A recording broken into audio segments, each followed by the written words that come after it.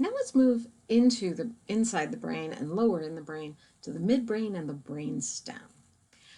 The midbrain is not just the middle of the brain. It's a very specific area below the diencephalon and behind the diencephalon. So this is two different views of this central area you can see here. So here's the thalamus and the pineal gland on the back, okay, and this is the anterior view, so we can see the two sides of the thalamus and the interthalamic adhesion here. The midbrain is this area below the thalamus here, and then it sits on top of the brain stem, which is all of this, which is made up of the pons here and the medulla oblongata. Okay?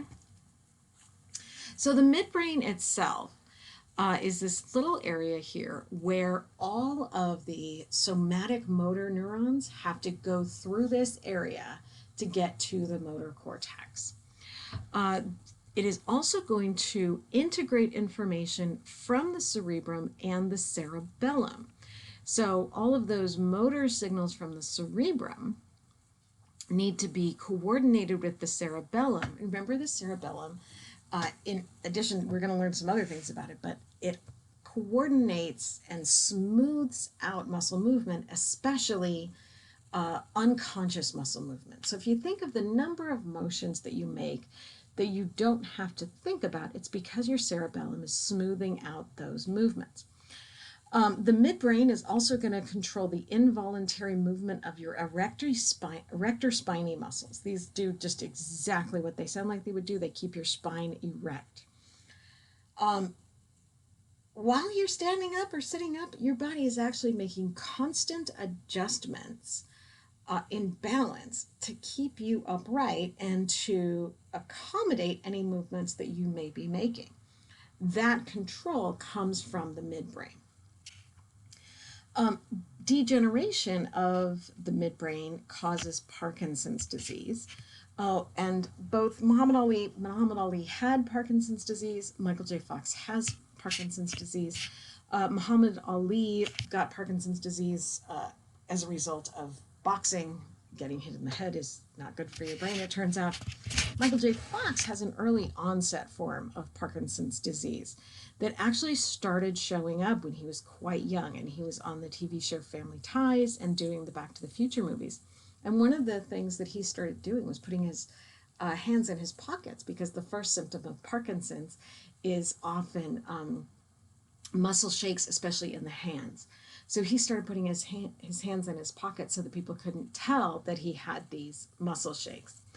Both of these men raised a lot of money for Parkinson's disease research to try to figure out what causes it and also to find treatments for it. All right, now moving down, the next structure that we get to is the pons. Okay, so the pons and the medulla oblongata, they both face forward, okay, and they are these two bulges in the brainstem. The pons is the top one. Again, all of the motor tracts and the sensory tracts, remember tracts are groups of axons, all of those projection tracts that connect the brain to the spinal cord have to go through these areas. In the pons, we're going to have some areas that help regulate breathing. So your most basic functions are going to be monitored here and controlled in the brainstem. And then the medulla oblongata is the smaller bulge in the brainstem.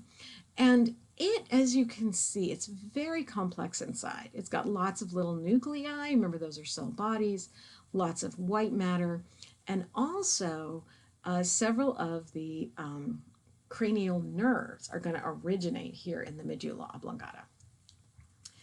Obviously, all communication has to go through here.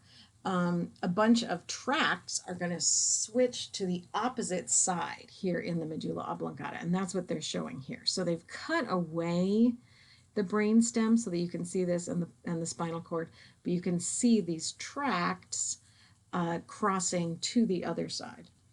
This is also going to relay sensory impulses to the cerebellum, especially information about proprioception. And proprioception is the sense that you didn't know you had. It is the sense of where your body is in space. Think about right now your feet. You're probably not looking at them, but you know where they are without moving them. They're at the ends of your legs, and you know that, and you know even without looking at them whether they're moving or not. That's your sense of proprioception, your ability to sense the movement of your body. It's a result of sensors within your muscles that are constantly telling your brain whether a muscle is contracted or stretched. All of that combined with information about balance gives us our proprioception. And I have a link in the module to an episode of a podcast called Radio Lab. This episode is all about proprioception, and they talk to several people who have lost proprioceptive sensation. And it's absolutely fascinating to see how that affected their lives and then how they were able to then regain normal motion in some cases, even without this information from their body. So that's the brainstem, the midbrain, especially these colliculi here, the pons, and the medulla oblongata.